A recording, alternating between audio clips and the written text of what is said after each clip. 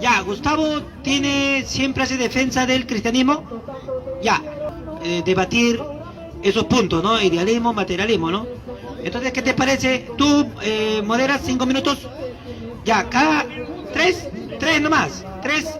Ya, ¿quién empieza? La Ru. Ya, 3 minutos. En 3 minutos me voy a referir al término Cristo, personaje principal del Nuevo Testamento. De acuerdo a Mateo, la manera como se forma este personaje es a través del óvulo de María. ¿Me entiendes? Porque dice que vino el Espíritu Santo, la posó, pero el Espíritu Santo no es material, ¿no es cierto? Por lo tanto no tiene pene material y tampoco tiene un espermatozoide material, porque por lo que nosotros debemos de deducir, ¿no?, de que el personaje de Cristo, según la narración bíblica, se formó con tan solo el óvulo de una mujer. Desde el punto de vista de lo que es la explicación de todo cuanto existe, que es la causa y el efecto, esa afirmación es un absurdo. Es imposible que un ser humano se forme con tan solo el óvulo de una mujer. Ya está. Entonces, pero esa es la narración que hay en el Nuevo Testamento. Algunos de los compañeros dicen, los crímenes y las aberraciones están en el Antiguo Testamento, en el Nuevo Testamento no hay, ahí todo es amor, porque Cristo es amor y bla bla bla. Pero allí se lee, en Lucas se lee, tráigame a todos aquellos que no quieren que yo gobierne y degüéllenlos en mi presencia. Le estoy dando la cita. Ahora, hay otro que dice, oye maestro, a mí me dijeron, usted señor es cristiano, yo no puedo ser cristiano porque soy una persona normal. Solo los anormales nomás pueden ser cristianos. ¿Qué es una persona normal? Es una persona que tiene el comportamiento del 99%. ¿Qué es un anormal? Es que lo contrario. Usted ama a su mamá y a su papá. Eso es normal. ¿Cuál sería lo contrario? Que los odie. Usted ama a su esposa, hijos, a sus hermanas y hermanos, y usted se ama hasta a sí mismo. Eso es lo normal. Lo anormal, lo loco es que esté odiando. Lucas 14:26, termino. Lucas 14:26, Biblia del Nuevo Mundo. Si alguien viene a mí y no odia a su padre y a su madre, a su mujer e hijos, hermanas y hermanos, y hasta su propia vida, no puede ser mi discípulo. Si usted no lo odia a él, no puede ser mi amigo. ¿Cuál es la condición? Compañero, tiene la palabra. Bien, muchas gracias. Buenas noches. Escuchando acá al amigo Larru sobre la Biblia y sobre Jesús, vamos hablando un poco de lo que es el nacimiento de Jesucristo, ¿no? A propósito de la Navidad. Es un milagro, la palabra que define eso se llama milagro, ¿no? O sea, no podemos verlo de una manera así simplista o así más a simple vista, ¿no? Sino se trata de la palabra milagro. ¿Qué significa la palabra milagro? Un hecho sobrenatural, un hecho que no es natural, o sea, un hecho que está fuera de nuestro entendimiento, de nuestra comprensión, porque claro, es obvio, ¿no? Nosotros nacemos, o cada ser humano nace de un hombre y de una mujer, pero Jesucristo fue un milagro. ¿Por qué? Porque Él es Dios y es hombre, o sea, no es simplemente un hombre, sino que es Dios, verdaderamente Dios y verdaderamente hombre. Eso quiere decir que su nacimiento no es igual al nacimiento que tenemos nosotros. Entonces no podemos encasillarlo de alguna forma y verlo desde los ojos actuales o de los ojos científicos, ¿no? Porque de esa manera no entenderíamos. Entonces que quede claro, Jesucristo no nació como nosotros nacemos, porque Él es verdaderamente Dios, verdaderamente hombre.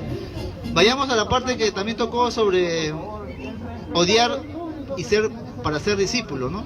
Sí, es cierto, Jesús lo dijo, el que no aborrece padre o madre no puede ser mi discípulo, pero el asunto es, cuando el Señor está diciendo eso, lo está diciendo de una manera tajante, de una manera que lo tienes que hacer literalmente, tienes que odiar, tienes que tratar mal a tu mamá, tratar mal a tu prójimo, tratar mal a todo el mundo. No se refería a eso. Es un hebraísmo. Entender la palabra de Dios tampoco es leer el periódico.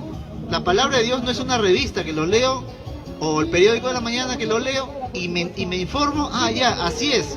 No, la palabra de Dios tiene muchas condiciones, tiene muchos requisitos, tiene muchas figuras, tiene simbolismo, metáforas, tiene símil, tiene diversas figuras retóricas, ¿no? Sino lo que, endiadis y muchas otras, la hipérbole, pero en este caso es un hebraísmo. ¿Qué es un hebraísmo? Es la manera judía de hablar de un rabino que era Jesús, que es Jesús hacia sus discípulos, la manera de poner un estándar de lo que es seguir a Jesús. O sea, seguir a Jesús no es cualquier cosa. Seguir a Jesús es ir a un extremo en tu vida y dejar todo. No, pero no dejar tu trabajo, no dejar tu esposa, no. Se refiere a dejar todo, en primer lugar Dios y lo demás secundario. A eso se refiere, ponerlo todo en secundario y poner a Dios primero. A eso se refiere. A eso se refiere cuando le dice, el que no aborrece a su padre y a su madre no es digno de mí, dice, ¿no? Se refiere a eso, se refiere a poner un estatus, a poner a un requisito muy alto de seguir al Señor. No es así nomás. Seguir a Dios cuesta mucho.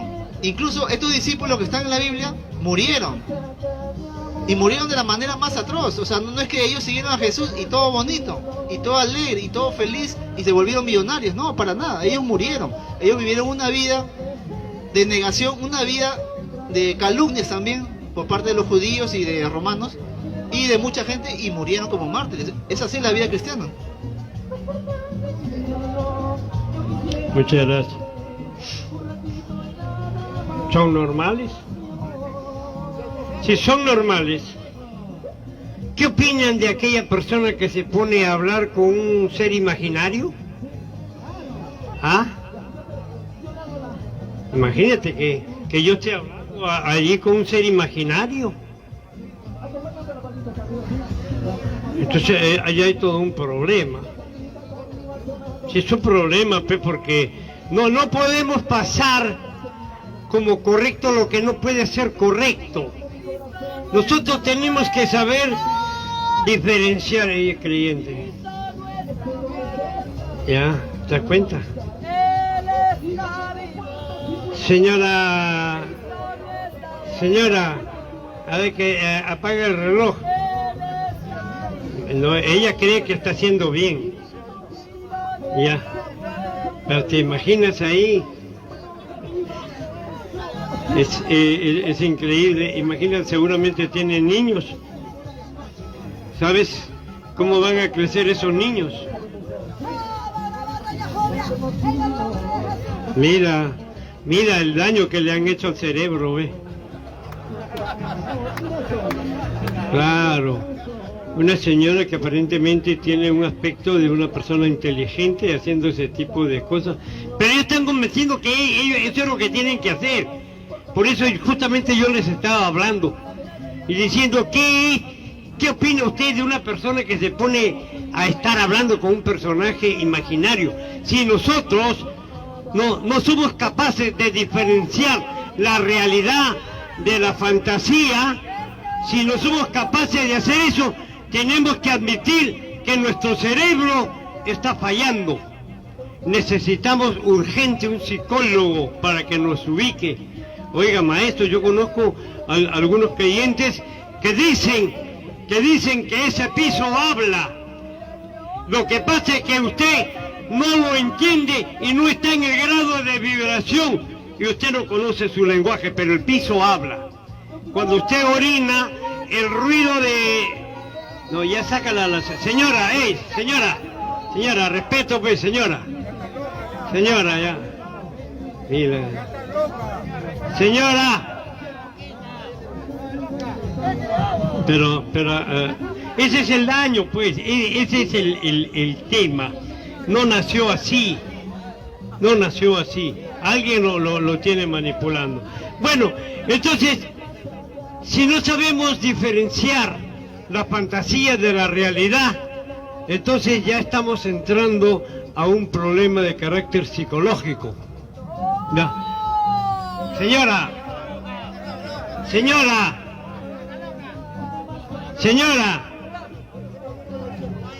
a ella le falta hombre. Sí, le falta hombre. Ya. Entonces acá dijo, compañero, ¿puede calmar a su seguidora? No, pero fíjate, pues, mira. Ya, señora, no falta respeto, pues, señito, ya usted viene, falta respeto, se mete. ¿Qué cosa quiere que le digan? ¿Ah? Señora, retírese, por favor. Señora, retírese, usted está interrumpiendo, acá estamos conversando. Ya.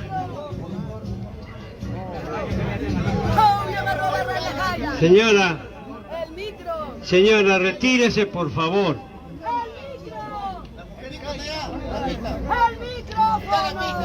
Miren, la Biblia dice que la mujer debe de guardar silencio en las congregaciones. Aquí estamos congregados, ¿ya? Porque si no hacen eso, entonces están faltando a la palabra de Dios. Bueno, vamos a continuar. Ya dijo acá el compañero de que el nacimiento de Jesús es un milagro. Y con el término milagro pretende explicar lo que no se puede explicar. Amigo, la naturaleza, la sociedad y el pensamiento solo puede ser comprensible a través de la causa y el efecto. No hay efecto sin causa, ni causa sin efecto, lo que significa que es imposible que pueda surgir un solo fenómeno, cualquiera que sea, sin que no haya algo que lo produzca. No, así que eso que llama milagro es pura fantasía. En la fantasía todo es posible. Yo puedo imaginar que esto que tengo en mi mano es un avión con cara de chancho, o no puedo imaginar. Pero esto es fantasía, pues, eso nunca va a ocurrir. Ese es por un lado. No.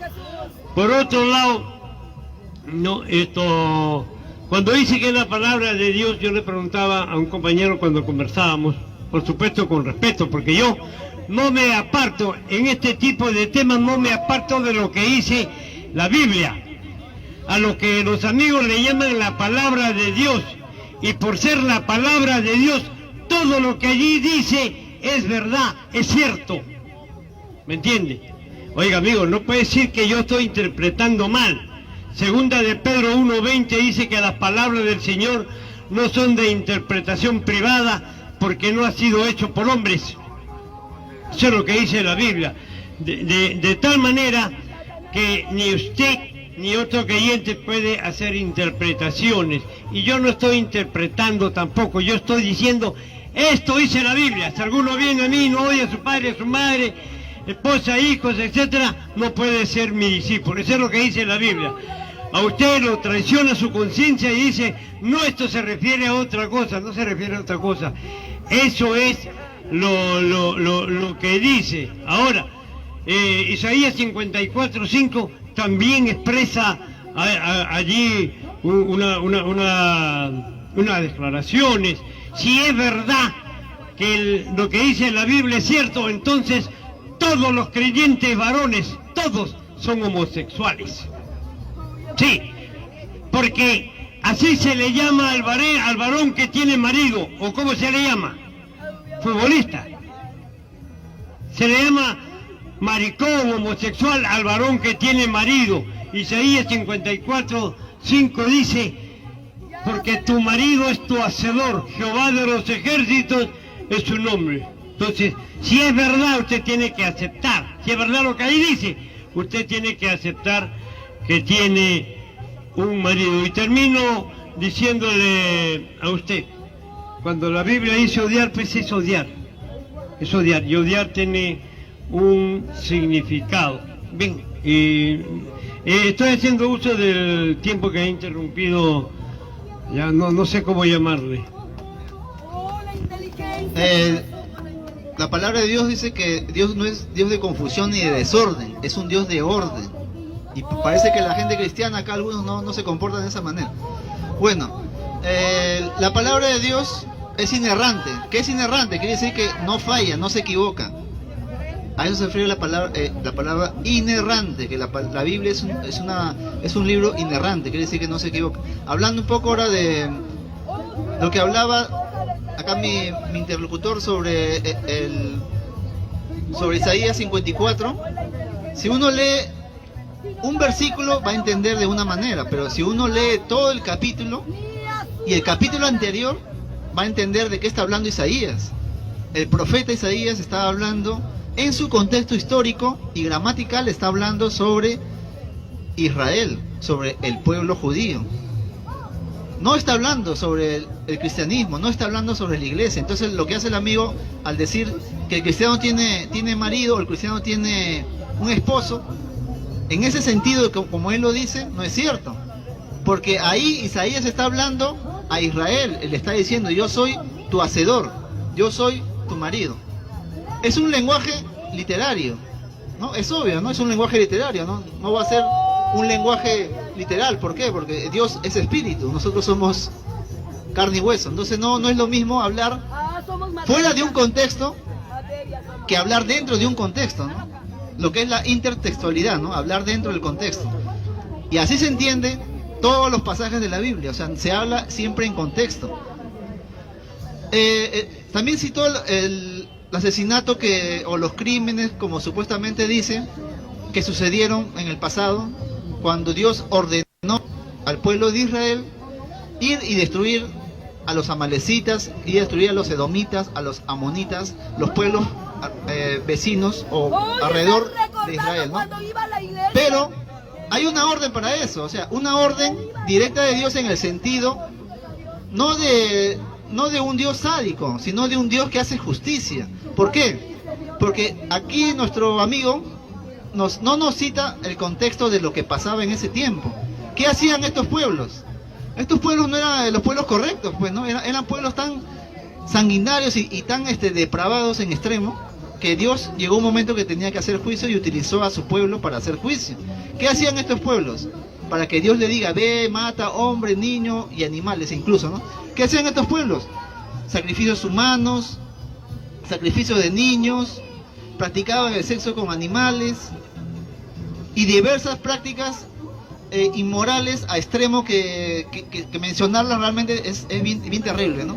Entonces no es que eran personas correctas y buenos padres de familia y hacían las cosas bien y Dios dijo: destrúyelos. No, tenía un cargo de maldad y de pecado que Dios tenía que hacer justicia, y por eso los mandó a su pueblo a destruirlos. Ahora, ¿por qué murieron los niños de pecho? Dirán: no, pero esos niños son inocentes, son pequeñitos y no tienen nada, ¿no? Claro, sí, obviamente. Pero cuando crezca, ¿qué iban a hacer? ¿Iban a ser personas correctas dentro de esa sociedad? No, iban a hacer lo mismo que sus padres.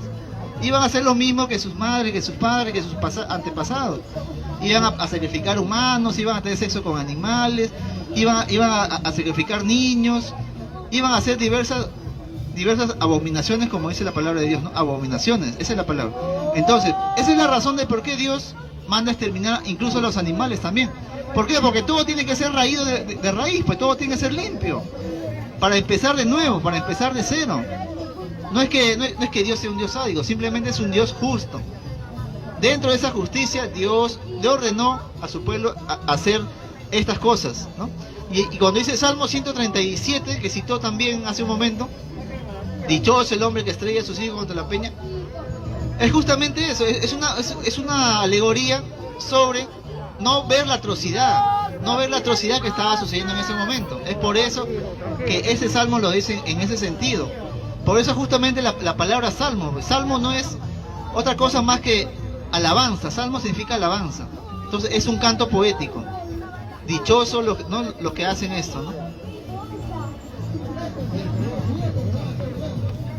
Le pido por favor no le reciban nada a la señora. No podemos alentar el desorden y la locura. Por respeto a ellos no reciban nada. Muy bien, mire compañero, usted realmente con respecto a Isaías 54:5 textualmente dice lo que yo le estoy diciendo.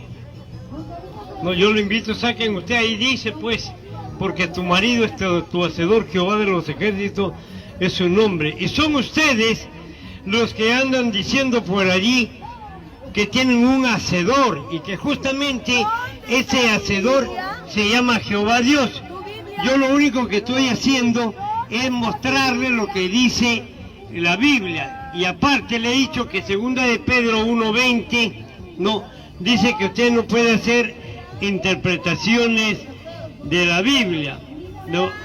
Ahora, cuando usted dice que el lenguaje no está dentro del contexto, eso es interesante. ¿Y en qué parte de la Biblia, de qué Biblia hay un contexto que hable de la Plaza San Martín de Perú? ¿Usted cree que hay un contexto? No existe ese contexto. De tal manera de que ustedes, cuando pretenden hacerle creer a las personas que la Biblia está justo para ti, ya, tú tienes que someterte. Ese es meter de contrabando lo que no hay en contexto. Porque el contexto de la Biblia es de aquellos pueblos, de aquellos tiempos. Porque la Biblia no la escribió nadie, es otra aberración. Escribir es hacer símbolos. A eso se llama escribir. Juntar, reunir, eso no es escribir. Y la Biblia no es más que una reunión de textos mitológicos, de escritos hechos en diferentes lugares y en diferentes tiempos. La Septuaginta, que se hace 400 años antes de nuestra era en Alejandría, porque ahí en el Antiguo Testamento, que es la Septuaginta, ahí está pues el contenido de los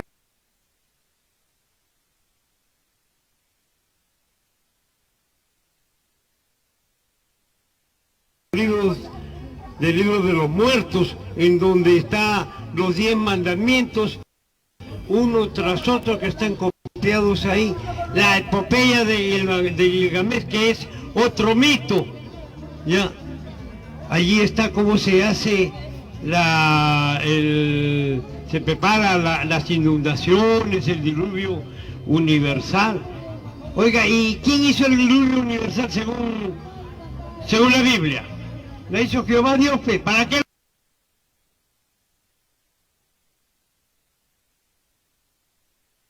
lo hizo? Para destruir el mal. ¿Y pudo destruir el mal? No pudo. Entonces no es omnipotente. ¿Me comprende?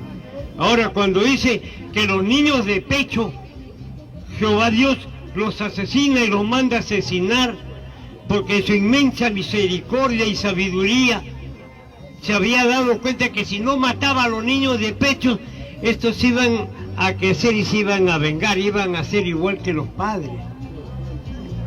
No, ese es ya un razonamiento bastante dislocado de la realidad, porque no es así.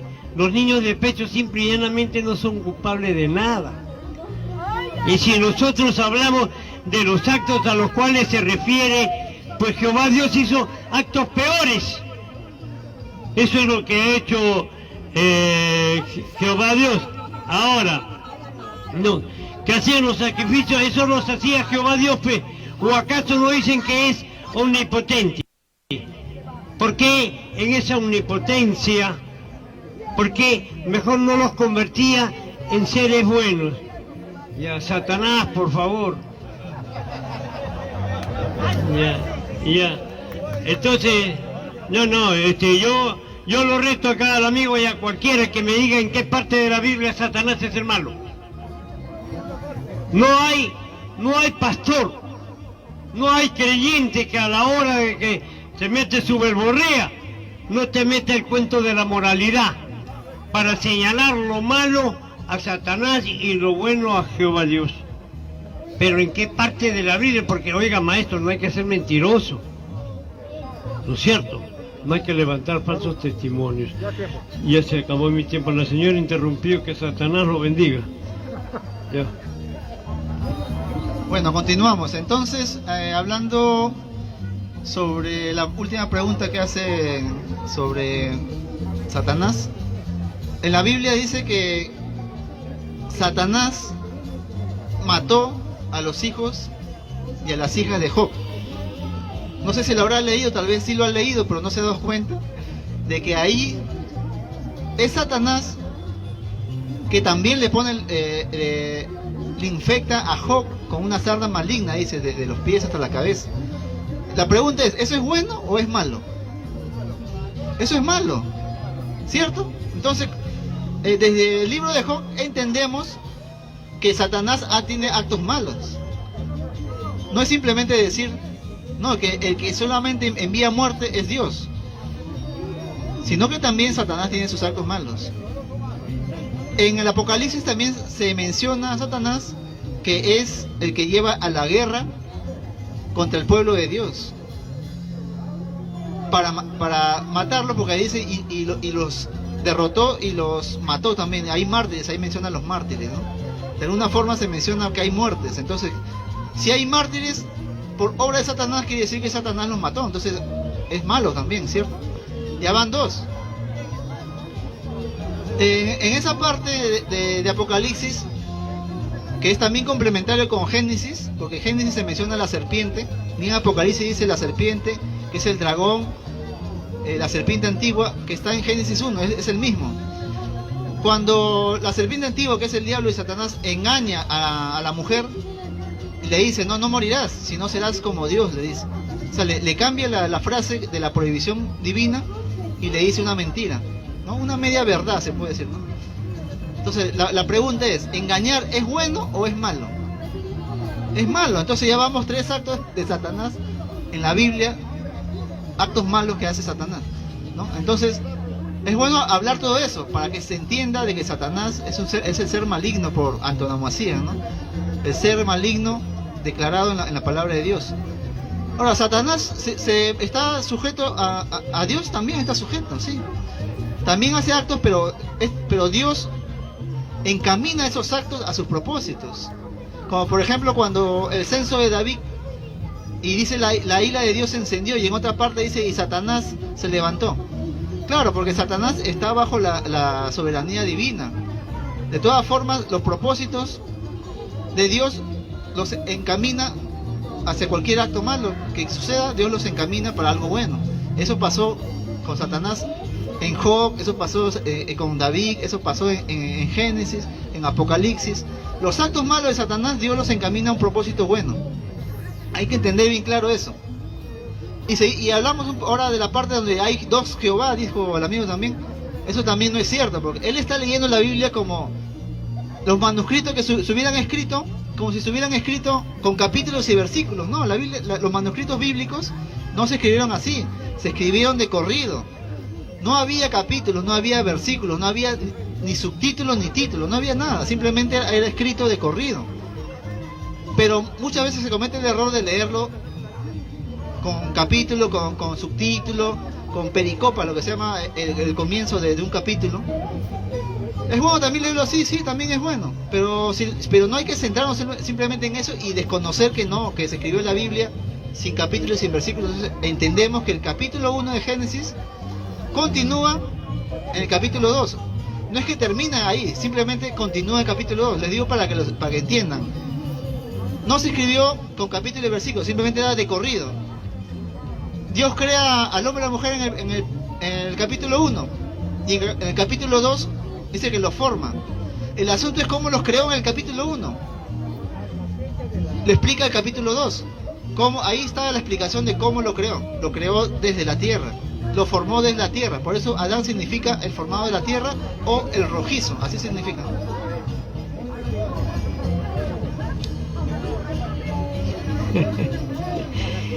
A ver.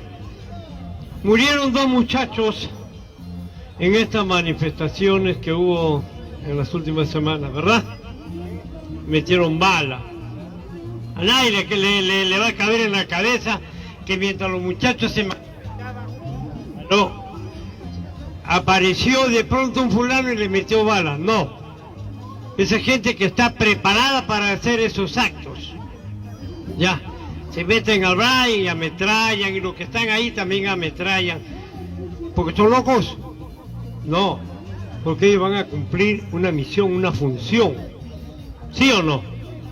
Claro, los mandan, pues los mandan.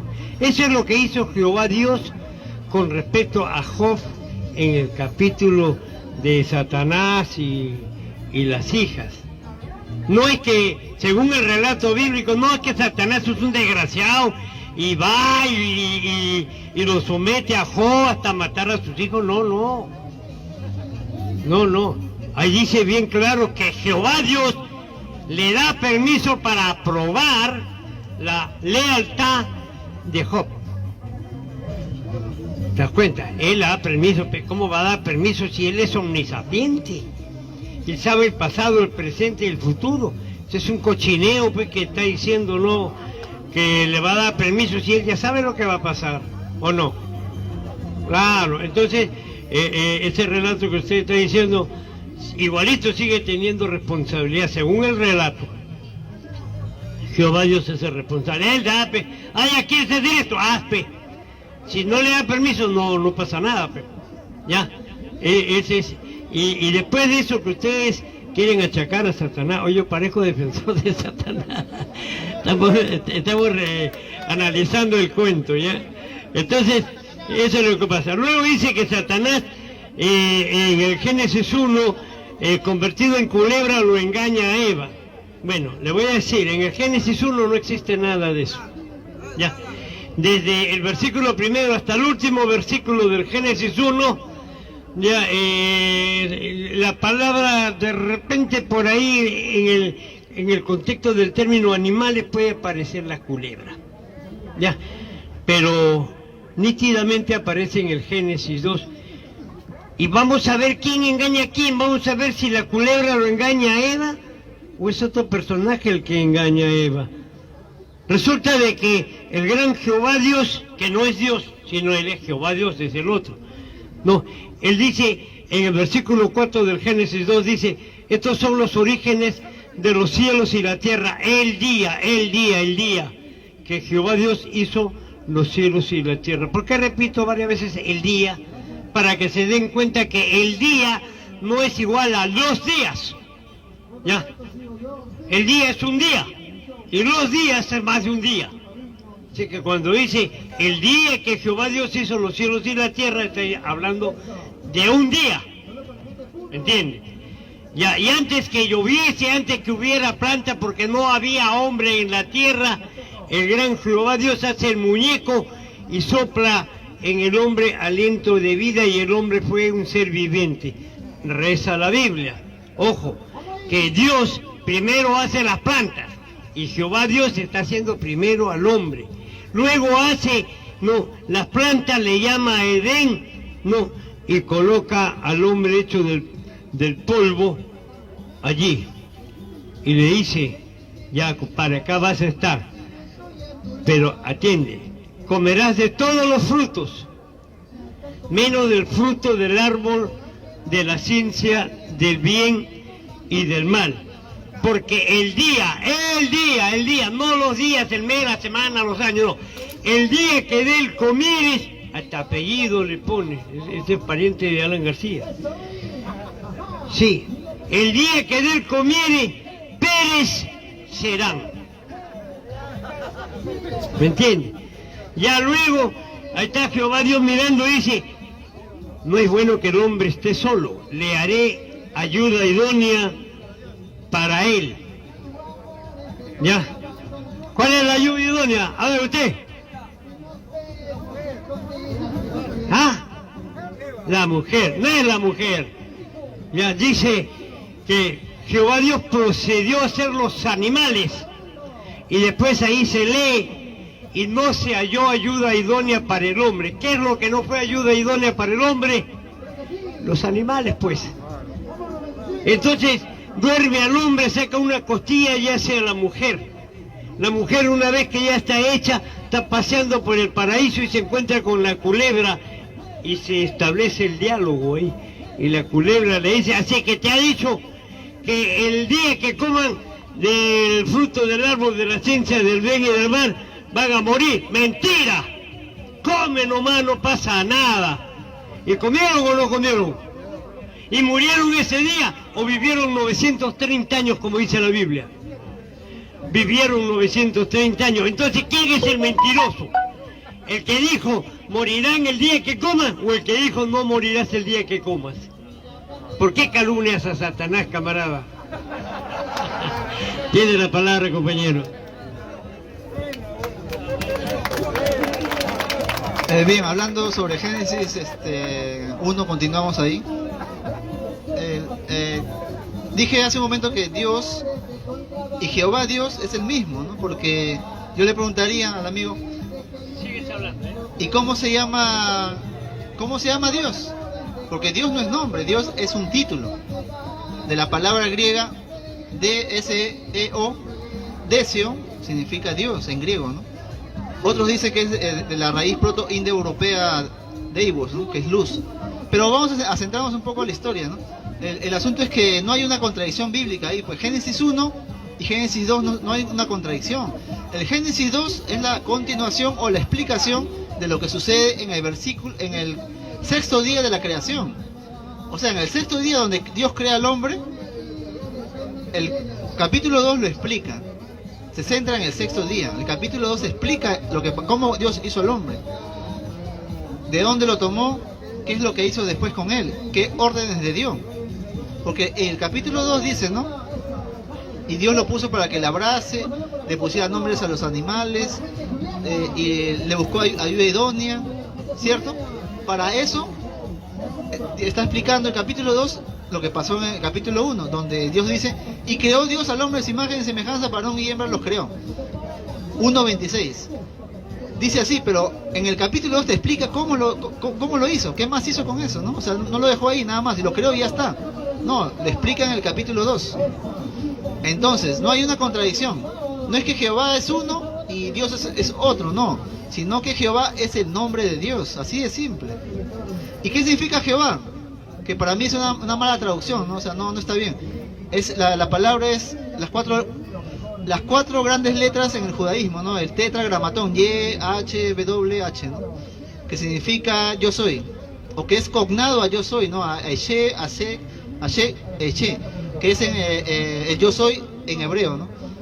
El asunto, eso es lo que significa, yo soy, significa eso de la palabra Jehová, que es mala traducción al español, ¿no? No puede ser así. Entonces, el asunto es que no hay una contradicción.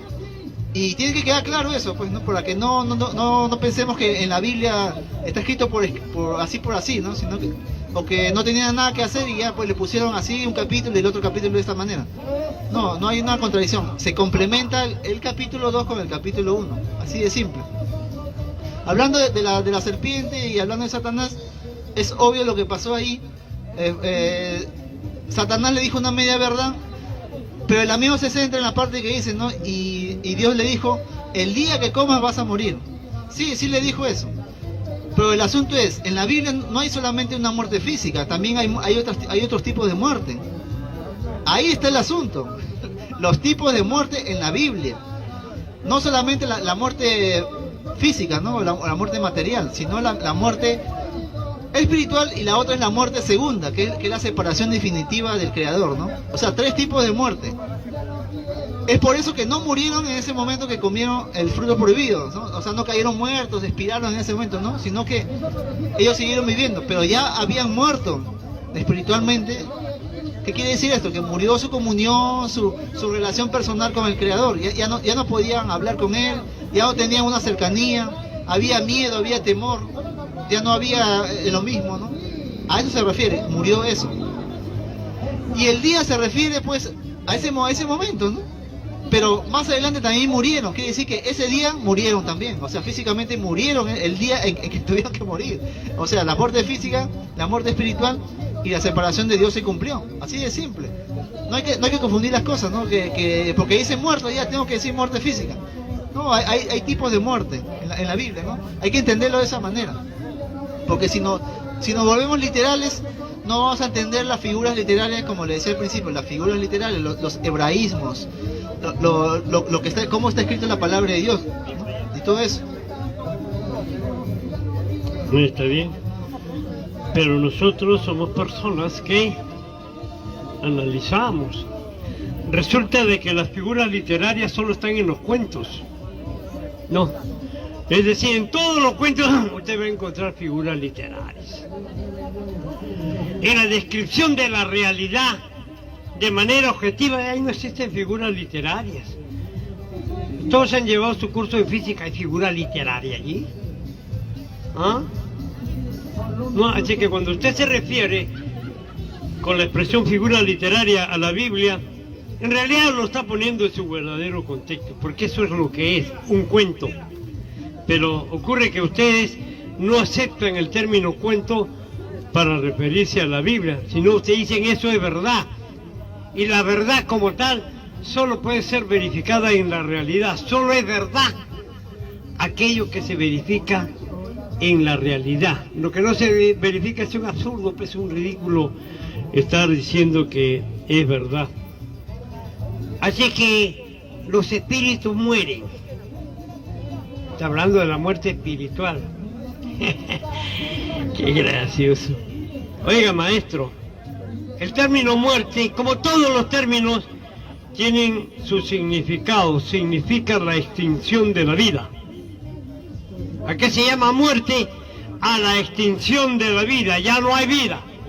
¿A qué se llama vida?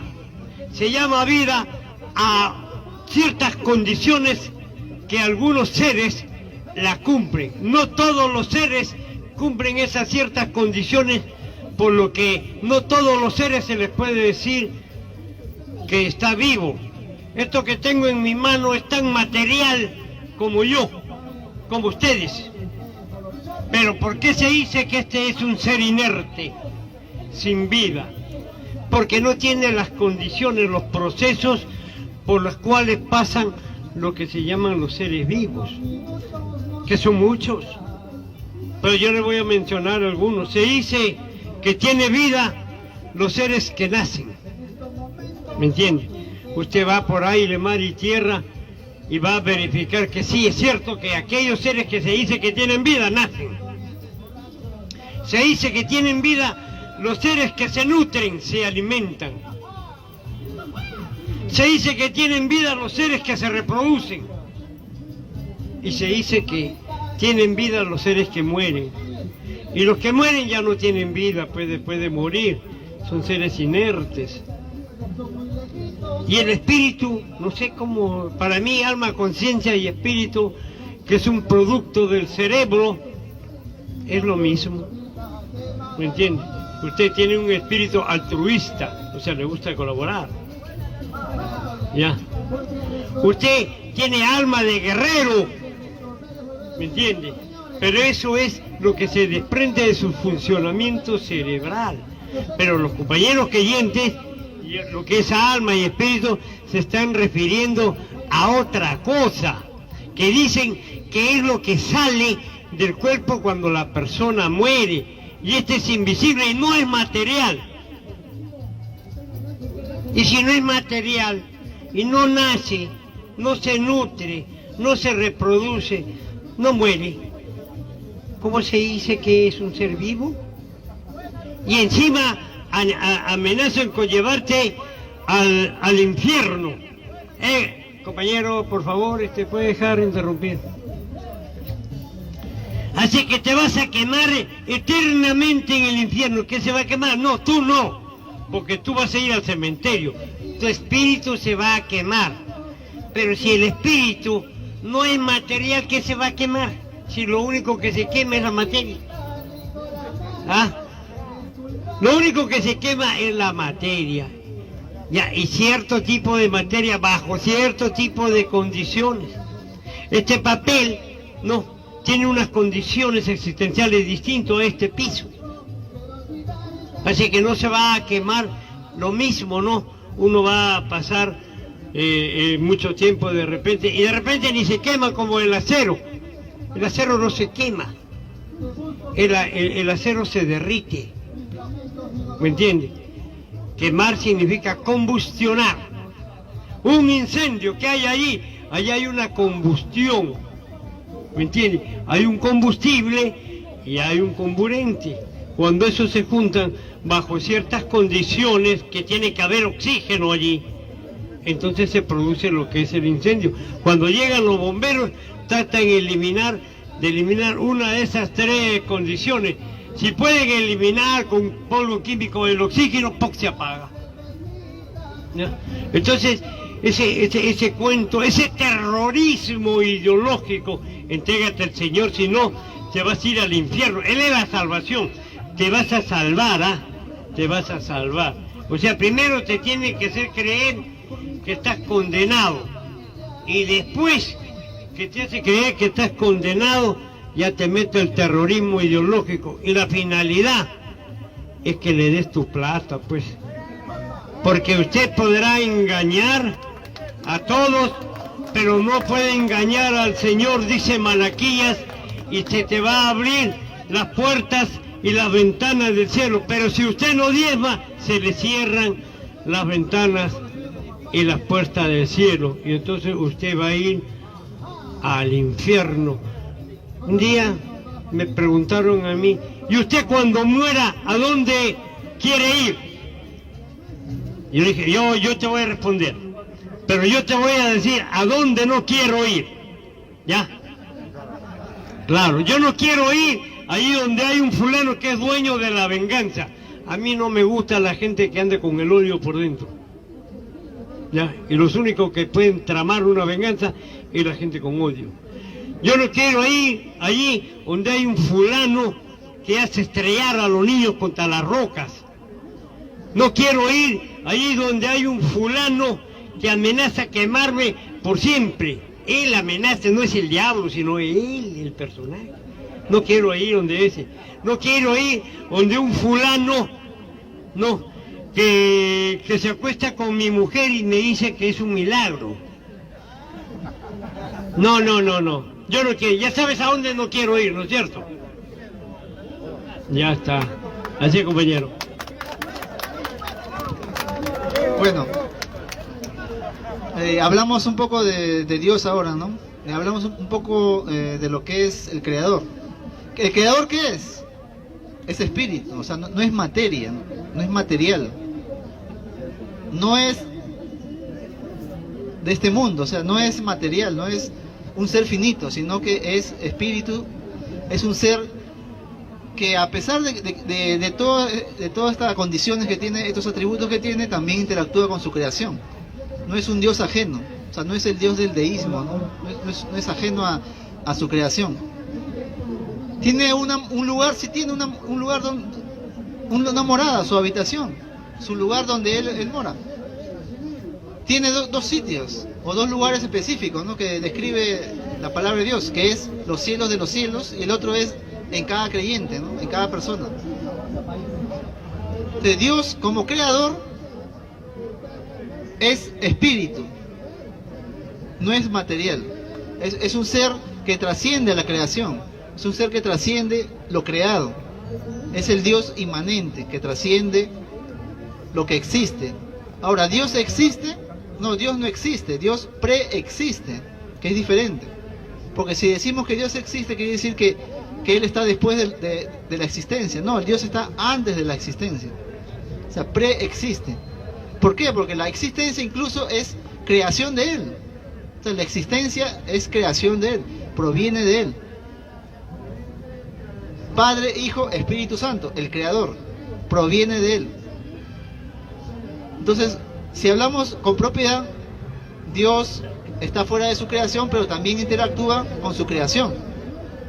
Como decía, según la escuela escolástica, que Él es el ser increado, la causa primera, que de Él se origina todo. Pero la pregunta es, como dicen los amigos materialistas y ateos, ¿y quién creó a Dios? ¿No? Esa pregunta, ¿no? Nadie lo ha creado, simplemente Él está ahí. Él ha estado siempre.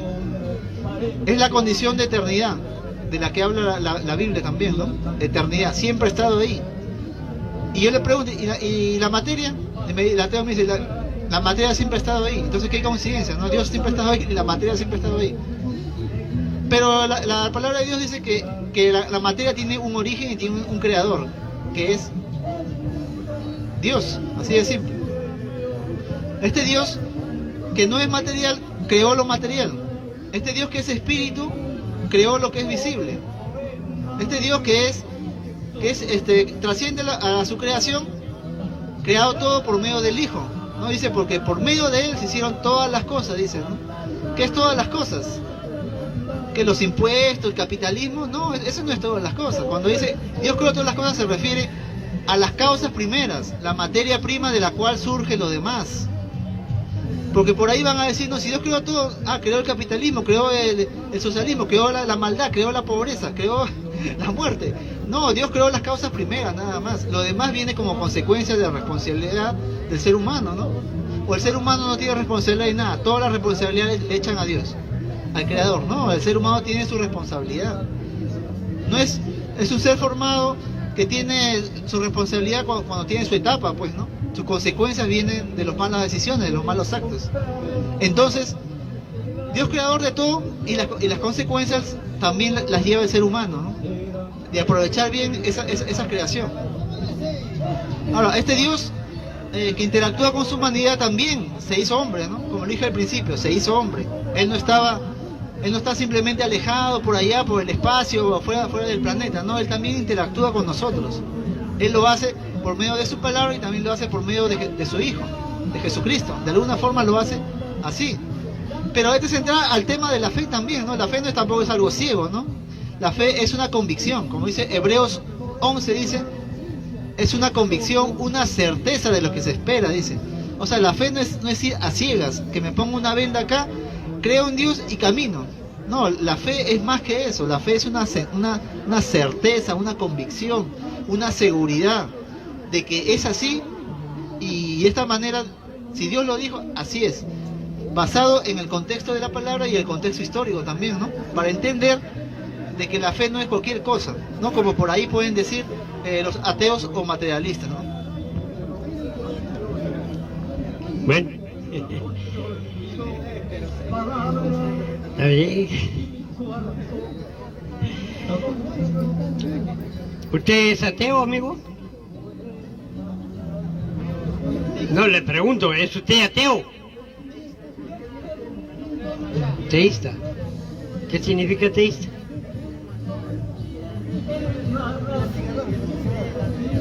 Pues el contrario de ateo. Usted es creyente. Así le pregunté yo a un señor. Viene ateo. Casi siempre los creyentes sacan el término como para molestar, insultar, ofender. ¡Ateo! ¿Y por qué me llamas ateo? Que tú no crees en Dios. De verdad, eso dice la Real Academia de la Lengua Española. Ateo, la persona que no, o sea, el ser que no acepta, no admite que sobre él hay un Dios. Pero él lo acaba de decir. Acaba usted de describir a un ateo. Porque ateo se desprende de dos términos. A, que significa sin, o sea, que no tiene, y teo, que significa Dios. Por lo tanto, ateo significa que no tiene Dios. ¿Estamos de acuerdo? ¿Y tú eres ateo? No, yo soy creyente. Y si tú eres creyente, ¿por qué adoras a un ateo? ¿Cómo? Sí, usted está adorando a un ateo. Y lo acaba de decir el caballero. Solo que ustedes no se han dado cuenta, yo le voy a hacer notar que es así. Ustedes dicen que Dios lo ha creado todo. Y a él nadie lo ha creado. ¿Ha dicho que a nadie lo ha creado o no? Ha dicho pues que nadie lo ha creado. Como a él nadie lo ha creado, no tiene Dios. Y como no tiene Dios, ¿qué cosa es? Ateo, pues. ¿Está claro o no?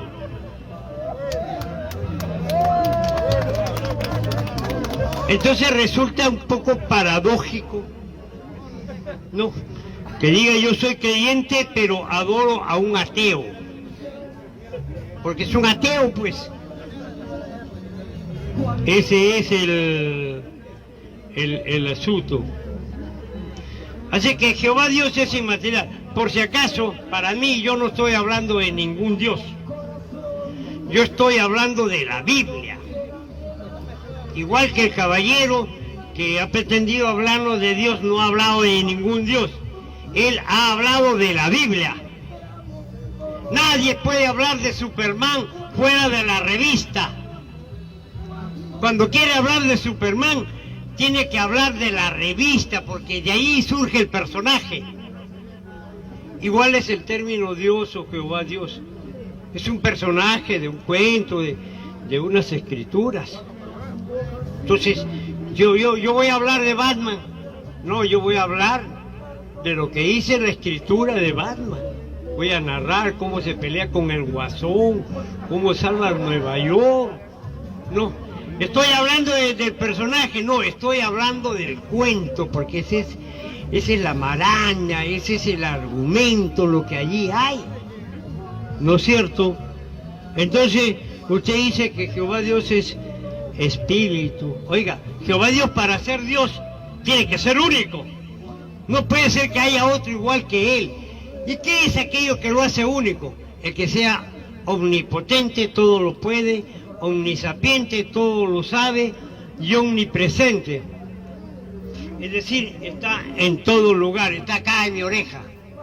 Porque mi oreja ocupa un lugar o no. Está acá en esta cucharita, porque ocupa un lugar o no. Está aquí o no. Está aquí o no. Está aquí o no. Está aquí o no. Me salté.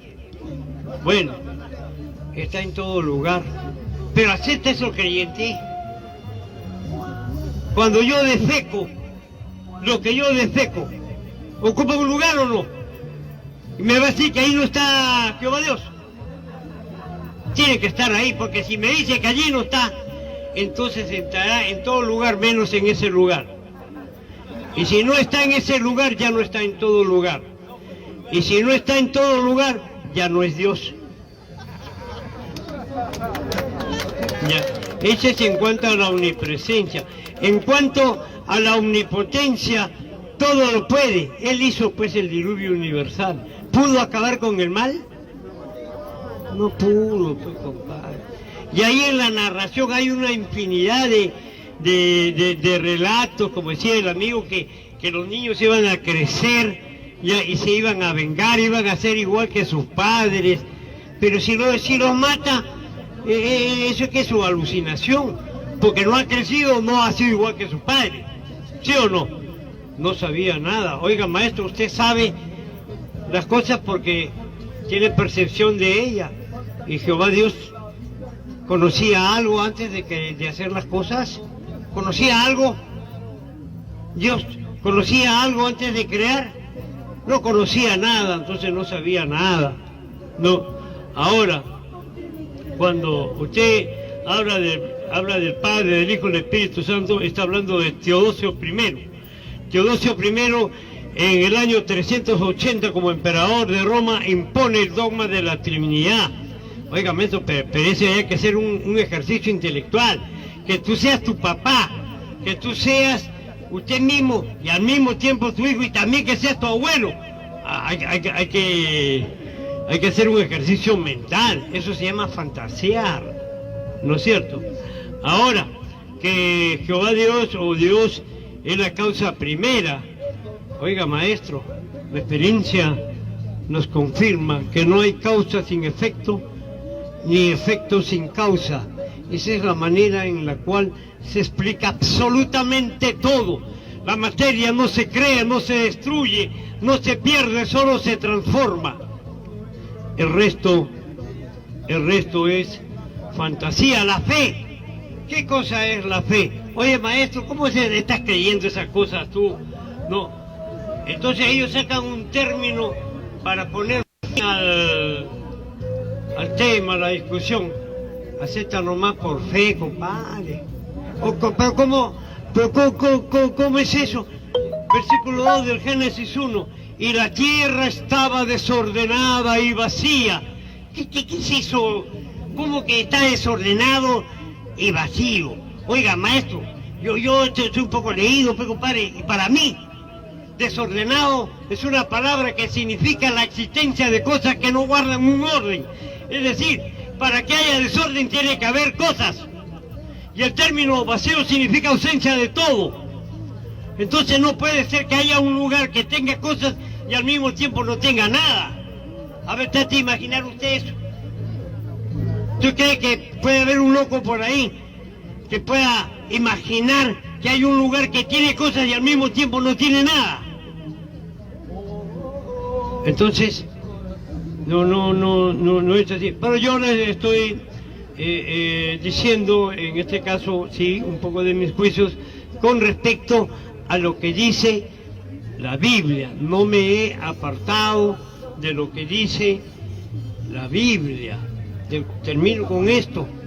Cuando el comandante Camión se metió a un pueblo de la serranía y no dejó nada con vida, mató hombres, mujeres y niños, no, mató amo, vacas, y ese acto lo hizo obedeciendo o desobedeciendo la Biblia, la palabra de Dios, porque ellos juran sobre la Biblia: juráis por Dios y por la patria, seguro. O sea, sí me comprometo a cumplir. Deuteronomio 20:16, el mandato en la Biblia: de estas ciudades, de estos lugares que te doy por heredad, yo, Jehová Dios, te ordeno, a ninguno dejes con vida. Entonces, ese acto de asesinato lo hizo obedeciendo pues lo que dice la Biblia. Yo no estoy de acuerdo con eso. Yo estoy de acuerdo con honrar padre y madre. ¿Me entiende? Claro, ¿cómo voy a estar en contra de eso?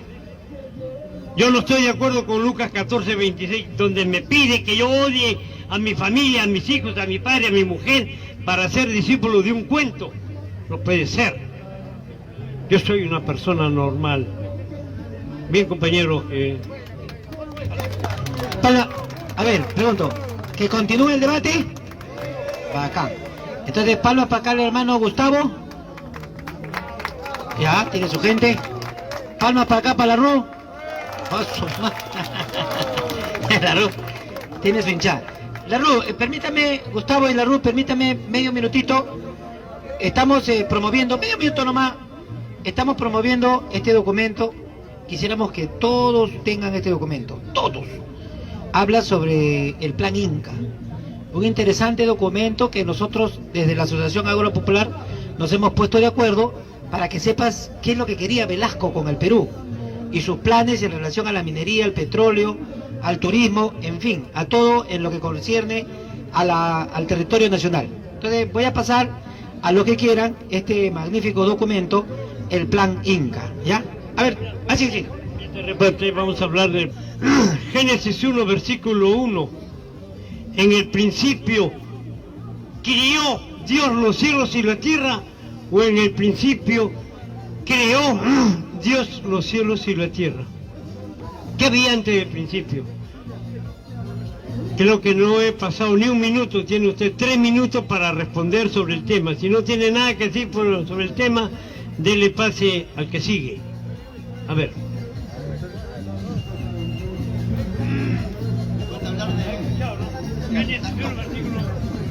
De ateo y omnipresencia, y también sobre Génesis, ¿no? Hablando de Génesis 1, claro, es cierto, en la Reina Valera 1909 dice: y Dios crió los cielos y la tierra. Y la revisión de la Reina Valera 1960 dice: no, y Dios creó. Hay una supuesta o aparente contradicción, pero no es así. ¿Por qué? Porque el Dios creador de alguna forma hizo todo lo que vemos mediante un proceso. Puede ser que se pueda aplicar ahí un poco de ciencia también, ¿no? Pero de todas formas, crió y creó no es contradicción, sino que es un proceso de lo que Dios hizo. Porque para que la creación exista tiene que haber habido un principio, un origen. Y ese origen es como un crió, ¿no? Es la evolución de esa creación hacia su plenitud. Entonces entendemos que no hay una contradicción. Y eso que es el primer versículo, ¿no? No hay una contradicción ahí. Hablando de lo que también dijo sobre Dios separó la luz de las tinieblas, o estaba desordenada y vacía, tampoco no hay una contradicción ahí. Porque una cosa es entenderlo de la manera literal, y otra cosa es entender de una manera hebraísta, ¿no? Entender el contexto usando los hebraísmos que se manejan sobre todo en el Antiguo Testamento, ¿no? Es una endiadis, que es una figura literaria, también una figura retórica para entender un solo concepto mediante 2 palabras. Es por eso que dice desordenada y vacía. Claro, parece algo incoherente, ¿no? Que estuviera diciendo, ¿no? ¿Cómo había algo desordenado si no hay nada ahí? Pero el asunto no es ese, ¿no? El asunto es que de ahí vamos a ese punto, El asunto es que no hay contradicción, simplemente es una palabra Es una indiadia, una figura literaria para expresar un hecho mediante dos palabras diferentes, nada más. Simplemente significan lo mismo: desorden, vanidad o banalidad de la creación en ese momento, porque estaba siendo formado, nada más. Ahora, ¿qué había en el principio? Simplemente, como lo dije hace rato, Dios no existe, Dios preexiste. O sea, Él estaba antes de ese principio, antes de la existencia. Él ya estaba ahí. ¿Por qué? Porque tiene un atributo que sería bueno que lo mencionara también acá el compañero, que es la eternidad. ¿Qué es la eternidad? Es sin tiempo. Significa que no tiene un tiempo, que no tiene un límite, que es más que inmortal, sino que siempre está ahí. Y ha estado ahí y siempre estará ahí. Esa es la eternidad. O sea, no hay una contradicción ahí también con Dios. Un error de concepto. Eternidad sí significa tiempo, solo que expresa que no hay un inicio ni hay un final, pero todo eso es tiempo. ¿Me entiendes? No es que no hay un tiempo. Pero la pregunta era, bueno, ¿y qué había antes del principio? ¿No es cierto? Bueno, ya al menos ya usted admite y acepta de que las Biblias son distintas. Hay una Biblia que dice en el principio crió, y hay otra que dice que en el principio creó. Hay una Biblia que dice y perdónanos nuestras deudas, y hay otra a partir de un momento que dice y perdónanos nuestras ofensas. Es decir, hay un permanente tráfico en la Biblia que hacen un cochineo, eso de que pasarán los cielos y la tierra menos mi palabra. No, eso ya los mismos creyentes se han encargado de mostrarnos de que no respetan ni su Biblia, y cada uno se ha hecho su Biblia. Versículo 2: y la tierra estaba desordenada y vacía, y el Espíritu de Dios se movía sobre la faz de las aguas. ¿Estamos de acuerdo, compañeros, no? Y yo hacía la observación que no puede ser que la tierra al mismo tiempo esté desordenado y esté vacío, porque ese es el significado de las palabras. Cuando usted lee lo que sea, ¿ya?, usted solo lo va a entender si conoce el significado de la palabra, ¿no? Si yo dijera, no, y Pansperry, no, y Pansperry pasó en ese proceso, ¿usted qué va a entender? ¿Sabe lo que es el Pansperry? ¿Sabe, no? ¿Quién sabe qué es el Pansperry? Si no conoce el significado, no va a entender, ¿no es cierto? Entonces, se entiende por desorden a la existencia de cosas que no guardan un orden, y se entiende por vacío a la ausencia de todo, lo que hace un absurdo que haya un lugar llamado tierra que haya tenido al mismo tiempo cosas y no haya tenido nada. Pero la única manera para que nosotros nos podamos entender es que los términos que usamos tienen que tener el mismo significado para ambos. No puede ser que yo le llame micro a esto y usted le llame caballo. Pásame el caballo. No. Así que el término desordenado y el término vacío tienen un significado, y ustedes en defensa de su creencia pueden ponerle lo que quieran, pero están desordenando el asunto. De todas maneras, ya, dice el versículo 3, y dijo Dios, hágase la luz, y se hizo la luz. ¿A qué se refiere? Sí, Génesis 1:3 dice, y Dios dijo, sea la luz, y fue la luz. Leyendo el versículo 1 dice, en el principio creó Dios los cielos y la tierra. Estaban los cielos y la tierra en el versículo 1. Y cuando dice, sea la luz, se refiere a que el firmamento se va despejando para la aparición del sol, de los rayos solares. ¿Por qué? Porque en el versículo 2 dice desordenada y vacía. Era un caos. Y según la ciencia nos enseña que la tierra era un caos de agua y oscuridad, ¿cierto? Entonces es compatible con el versículo 2 de que estaba desordenada, vacía, y en el versículo 3 por eso que Dios dice, y sea la luz, y fue la luz, para que los rayos solares empezaran a penetrar en la tierra, y de esa manera se diera la creación, de esa manera Dios pueda seguir relacionando su creación con la tierra, porque ahí se enfoca ya la tierra directamente, ¿no? Y esa luz no es no es el resplandor de Dios, como otros dicen. Tampoco es energía, ¿no? También tiene que ver, como yo les digo, el contexto del versículo 1 tiene que ver con el sol. Con el sol es el punto. O sea que la creación de Dios ya no es que en cada día crea una parte del mundo. Así que cuando dice en el principio, y a partir de 1960, en el principio creó Dios los cielos y la tierra, ahí ya estaba ya metido el sol. Ya estaba el sol.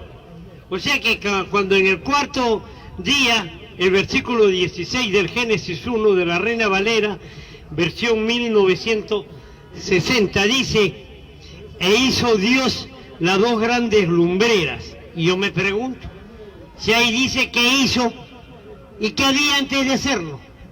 ¿Estaban o no estaban? Antes de que yo haga esto, ¿está esto o no está esto? ¿Ah? En materia prima. No, caballero, no. Ustedes con todo derecho pueden intentar buscar una explicación a partir de ustedes, pero al mismo tiempo ustedes agarran y desdibujan su propia Biblia. Porque allí dice, e hizo Dios las dos grandes lumbreras. ¿Me entienden? ¿Qué cosa hizo? Las dos grandes lumbreras. Y antes de hacerlo, ¿existían o no existían? ¿Ah? Antes que hagan tu casaca, ¿existía tu casaca o no? Por eso es importante tocar los temas religiosos.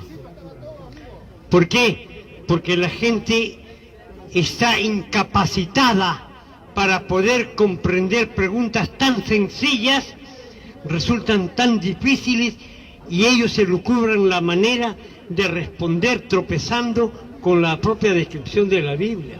Es obvio, maestro, antes de que se haga la mesa no existe la mesa. Ya, es ridículo, es una cuestión, se llama estupidez. La estupidez es un fenómeno no psicológico que incapacita, que dice que el hombre está incapacitado para poder comprender. ¿Cómo lo vas a entender que si todavía no está hecho no hay, pues? Antes que usted naciera, antes que se juntaran su papá, ¿usted existía o no? No existía, pues, maestro. Entonces, ¿cómo va ese? Se va a demorar en empezar. No existía, pues. De tal manera que cuando el versículo 16 dice que e hizo Dios las dos grandes lumbreras para enseñorear sobre el día y sobre la noche, y luego dice, y fue la tarde y la mañana el día 4, es porque es en el día 4 donde está haciendo las dos grandes lumbreras. ¿Y a dónde ha sacado usted de que cuando dice en el versículo 1, e hizo Dios los cielos y la tierra, ahí ya estaba el sol? ¿Ah? Entonces usted descalifica al versículo 16 que dice que es allí donde hace Dios las dos grandes lumbreras.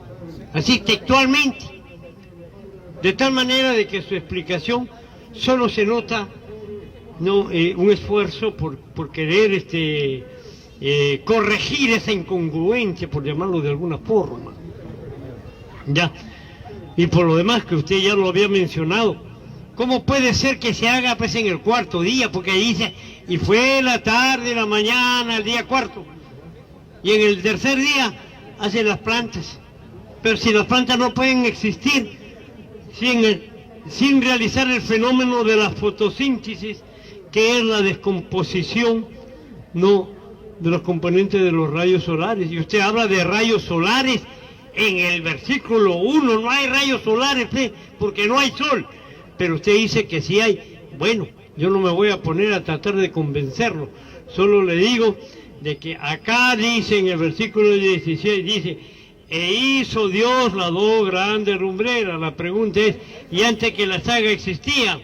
Una respuesta lógica que no existían, porque si hubieran existido no los hubiera hecho.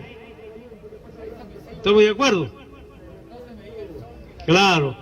Versículo siguiente.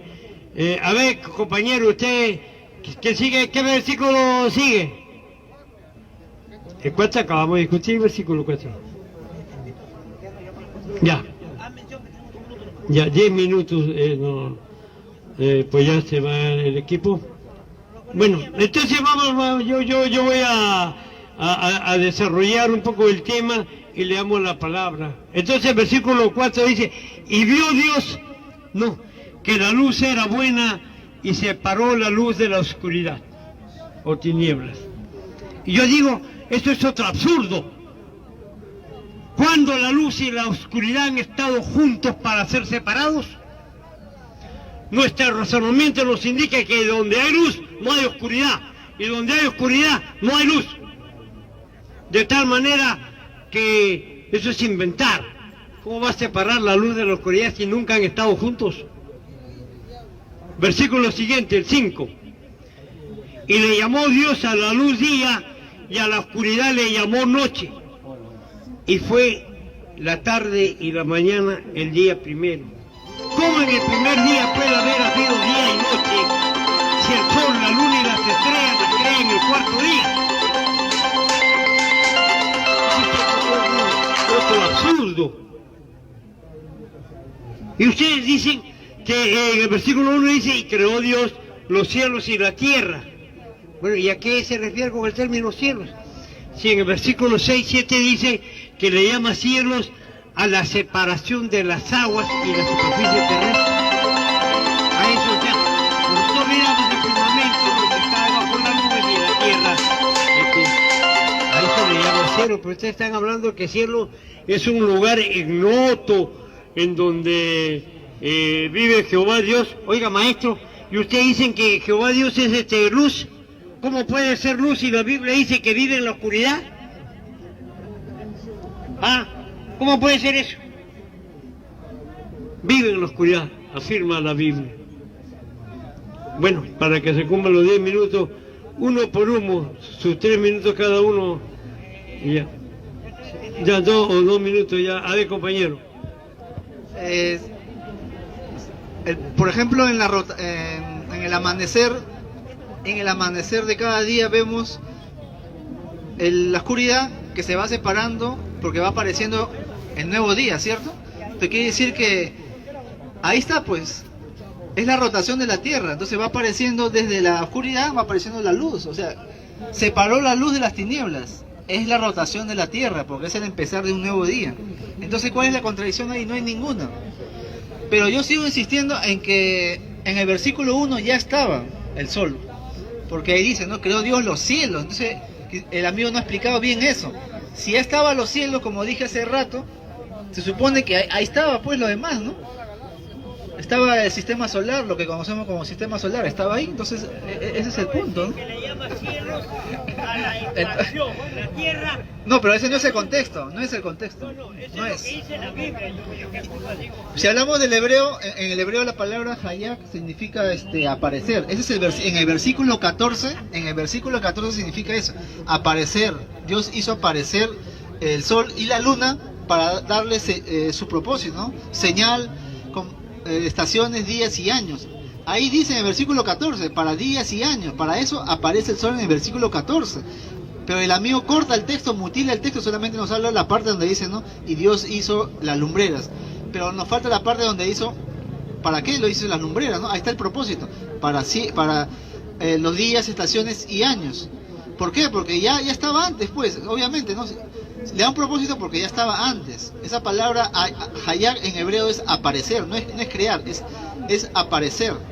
Entonces ahí no hay ninguna contradicción, ningún sentido, ¿no? Bueno, ustedes también pueden intentar, pero lo que yo veo es lo que dice la Biblia, pues. La Biblia dice que el gran Dios le llama cielos a la separación de las aguas dentro de la tierra. ¿Me entiende? A eso le llama cielo, y le llamó cielos, textualmente dice así. Pero para ustedes, cielos es lo que está fuera de la tierra. Pero a eso no se refiere, porque ahí dice bien claro a qué se le llama cielo, por un lado. Por otro lado dice que hizo las 2 grandes lumbreras en el día 4. Ya, pero para usted no existe esa narración allí. Y usted agarra y se inventa para tratar de salvar la situación. Pero eso es lo que dice la Biblia. Por eso me parece interesante, ¿no? Escucharlos, pues, para ver cómo llegan. Y ahora usted hace el ridículo de hablar del hebreo, me dijo. Hayak. Ya, pues. Sí, pues, esa es la nueva postura de los religiosos. Cuando no pueden sostener su Biblia, inmediatamente lo agarran, lo ponen en el vacín y sacan lo que ellos consideran la verdadera Biblia, la que está en hebreo. Cuando ya te hablan la que está en hebreo, te está diciendo que todas las que están en español no valen, pues, porque la que está en hebreo, esa sí vale. Pero ocurre que la que está en hebreo tampoco es una original. Y nunca hubo una original, porque se llama Biblia a una reunión de libros en donde todos son textos mitológicos. O sea, y jamás ha sido... ¿qué pasa? No, pero lo que pasa es lo siguiente, compañero. No, yo encantado, pero si va a venir usted al igual que el compañero o el compañero, y yo le hago una pregunta para entrar al debate, y usted se pone a hablar otra cosa, entonces ya más bien nos falta el respeto y nos viene a utilizar. Entonces le voy a hacer una pregunta. No puede, compañero, pues yo soy el expositor. Y usted pídale el permiso a él para que sea el expositor. Más bien, yo quiero que usted responda a una pregunta, porque usted es creyente, yo no. Yo me conduzco según mis convicciones. Yo me hago responsable de mis actos. Yo no busco un diablo para echarle la culpa de mis pendejadas, ni busco un Dios, ni busco un Dios para decir que hace mis buenos actos. Yo soy responsable de mis actos, allá ustedes. Pero ustedes cuando hablen de Dios, mi pregunta es, ¿a qué Dios se refiere? ¿Al que hizo al mundo en un día o al que creó el mundo en 6 días? Ya está, claro, ya. Más bien, me disculpan, un aplauso para ustedes, compañeros. Bien, nos despedimos entonces hasta mañana a partir de las 5.